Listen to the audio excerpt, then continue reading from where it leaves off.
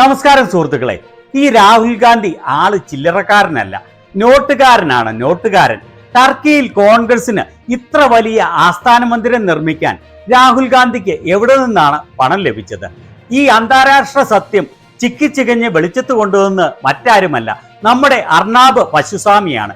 പശുസ്വാമിയുടെ ഈ വലിയ വെളിപ്പെടുത്തൽ സർട്ടിഫൈ ചെയ്തുകൊണ്ട് എത്തിയത് മറ്റാരുമല്ല, പശുസ്വാമിയുടെ അതേ ബുദ്ധിയുള്ള BJP IT സെൽ മേധാവി Amit മാളവിയയാണ്.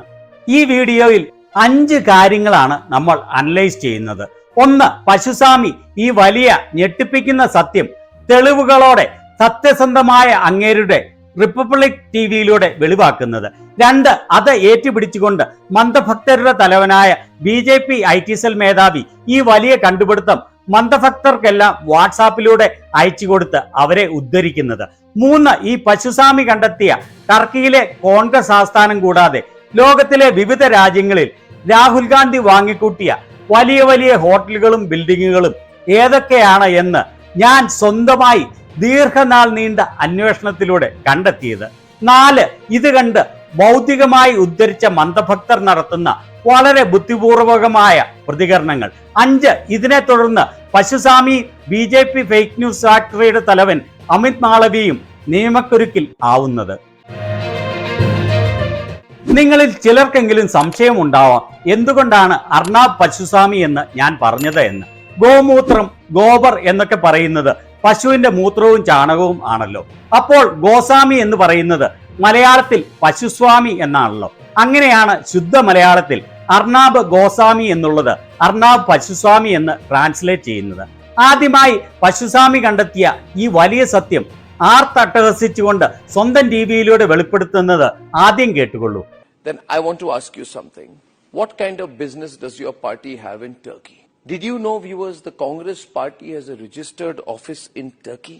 That in 2019, Rahul Gandhi said that we must open a big office in Turkey, where a man called Mohammad Yusuf Khan was appointed to lead the extensive operations of the Congress party in Istanbul.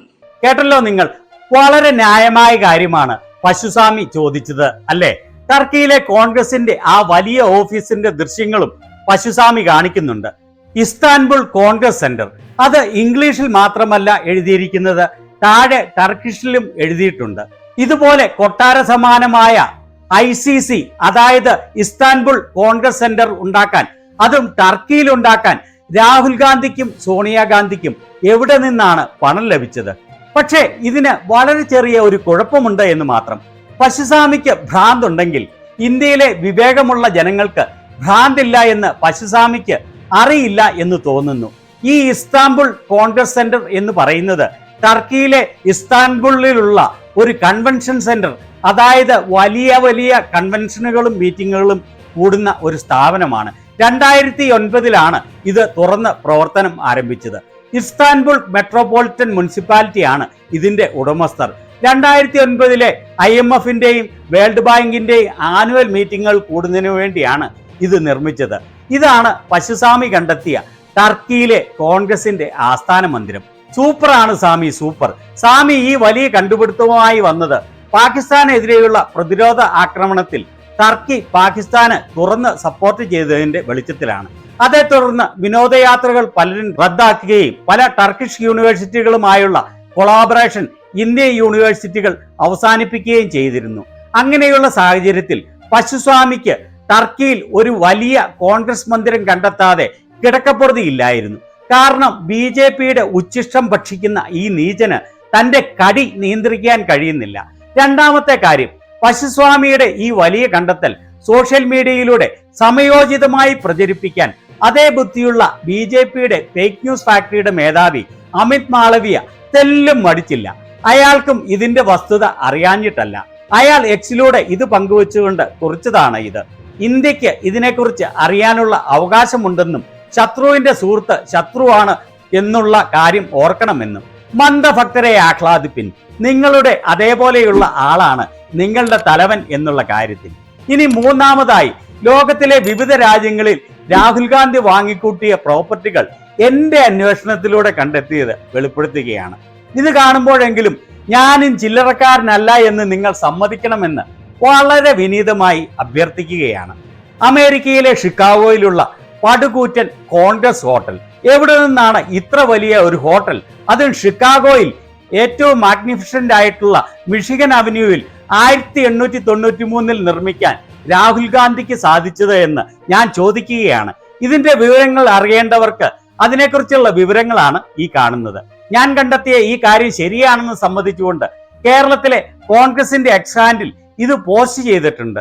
ഇത് ഷിക്കാഗോയിലുള്ള ഞങ്ങളുടെ ഹോട്ടലാണ്, for your information എന്ന് പറഞ്ഞുകൊണ്ട്. ഇനി അടുത്തതാണ് ഏറ്റവും ഞെട്ടിപ്പിക്കുന്ന കാര്യം, US കോൺഗ്രസ് ബിൽഡിംഗ്. ഇതാണ് മന്ദഭക്തർ പറയുന്ന രാഹുൽ ഗാന്ധി സ്ഥിരമായി ഉപയോഗിക്കുന്ന അമേരിക്കയുടെ ഡീപ് സ്റ്റേറ്റ്.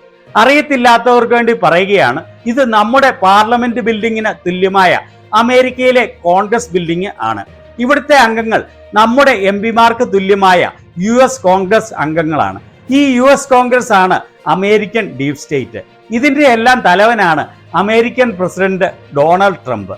ഈ ഡീപ് സ്റ്റേറ്റ് എന്ന് പറയുന്ന മന്ദഭക്തന്മാർക്ക് അത് എന്താണ് എന്ന് പോലും അറിയില്ല എന്നതാണ് വാസ്തവം.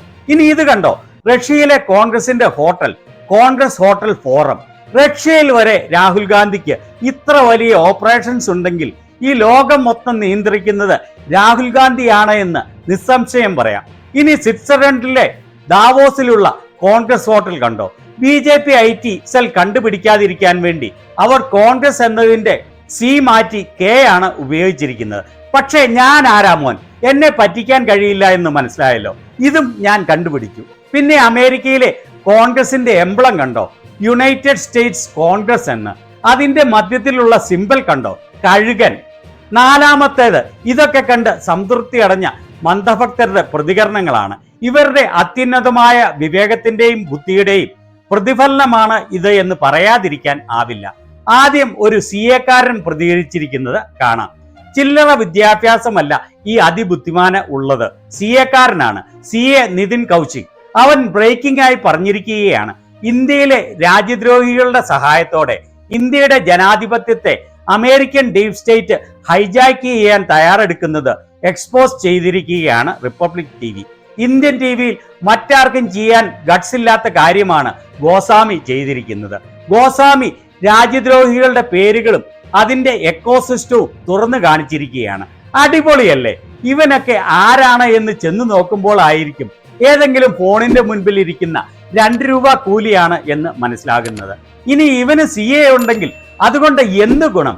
ഇവിടെ മദർമോഹൻ മാലിക് എന്ന മറ്റൊരു അതിബുദ്ധിമാൻ പറഞ്ഞിരിക്കുന്നത് കണ്ടോ, ചരിത്ര സംഭവമാണ് റിപ്പബ്ലിക് TV തുറന്നു കാണിച്ചിരിക്കുന്നത്. കാഴ്ചക്കാരെ, ഇന്ന് രാത്രി തന്നെ എനിക്ക് നിങ്ങളിൽ നിന്ന് അറിയണം, ഇത് എന്തുതരം ഹിപ്പോക്രസിയാണ്. എനിക്ക് തീർച്ചയായും അറിയാൻ ആഗ്രഹമുണ്ട്. എന്താണിത്?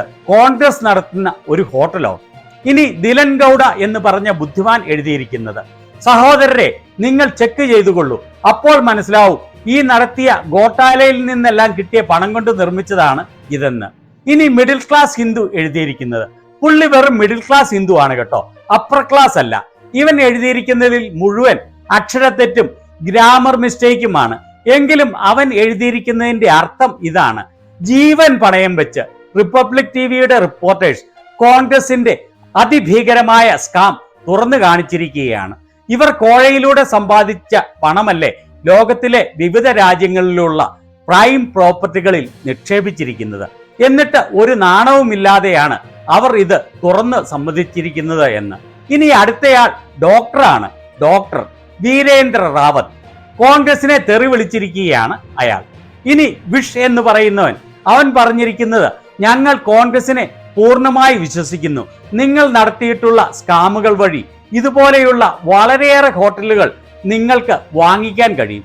എന്നാൽ നിങ്ങൾ തുറന്ന് സമ്മതിച്ചത് പ്രശംസിക്കേണ്ട കാര്യമാണ്.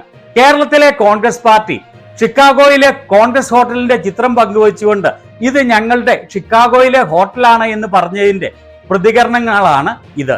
ഇവരെല്ലാവരും BJP IT സെല്ലിന്റെ മെമ്പേഴ്സ് ആണ് എന്ന് ഉറപ്പാണ്. കാരണം അവരുടെ പ്രൊഫൈലിലുള്ള ബ്ലൂ ടിക്ക് കിട്ടണമെങ്കിൽ മാസം തോറും പണം മുടക്കി സബ്സ്ക്രൈബ് ചെയ്യണം. ഇനി അഞ്ചാമത്തെ കാര്യം, കോൺഗ്രസ് കർണാടകത്തിൽ പശുസ്വാമിക്കെതിരെയും അമിത് മാളവിക്കെതിരെയും ഇത്തരം യാതൊരു അടിസ്ഥാനവുമില്ലാത്ത ഫേക്ക് ന്യൂസ് പ്രചരിപ്പിച്ചതിന്റെ പേരിൽ കേസ് ഫയൽ ചെയ്തിരിക്കുകയാണ്. അതിന്റെ ഡീറ്റെയിൽസ് ആണ് ഇത്. തിഹാടി പശുസ്വാമിക്ക് ഇനി അല്പം കോടതി കയറി ഇറങ്ങേണ്ടി വരും. ഏതായാലും ഇതിനെ തുടർന്ന് പശുസ്വാമി പരസ്യമായി ക്ഷമ പറഞ്ഞുകൊണ്ട് കുറിച്ചതാണ് ഇത്. അബദ്ധവശാൽ കോൺഗ്രസ് ഓഫീസാണ് എന്ന് പറഞ്ഞത് ടർക്കിയിലെ കൺവെൻഷൻ സെന്റർ ആയിരുന്നു, അത് കാണിച്ചതിൽ ഖേദം പ്രകടിപ്പിക്കുന്നു എന്ന് പറഞ്ഞ് അവസാനമായി ഒരു കാര്യം പറഞ്ഞുകൊണ്ട് അവസാനിപ്പിക്കാം. ഈ സംഘികൾക്ക് ലോകത്തിലെ ഏതാണ്ട് എല്ലാ രാജ്യങ്ങളിലും തന്നെ വിവിധ സംഘടനകളും അതിന് ആസ്ഥാനങ്ങളും ഉണ്ട്. അത് ടർക്കി ഉൾപ്പെടെ സംഘി ഇന്ത്യക്കാർ ഉള്ള എല്ലാ രാജ്യങ്ങളിലും ഉണ്ടായിരിക്കും. Overseas friends of BJP, RSS, VHP, പിന്നെ മറ്റു പല സംഘി സംഘടനകളുടെയും വിങ്ങുകൾ സംഘികളുള്ള എല്ലാ രാജ്യങ്ങളിലും വളരെ ആക്റ്റീവാണ് എന്നുള്ളതാണ് വസ്തുത. എന്നാൽ ഇതുപോലെയുള്ള ഫേക്ക് പ്രചാരണങ്ങളിലൂടെയാണ് ഇന്ത്യയിലെ തലച്ചോറില്ലാത്ത മണ്ടന്മാരെ വീണ്ടും വീണ്ടും മണ്ടന്മാരാക്കി അവർ നിലനിർത്തിക്കൊണ്ടിരിക്കുന്നത്. ഇതിനെക്കുറിച്ച് നിങ്ങളുടെ അഭിപ്രായം എന്താണ്?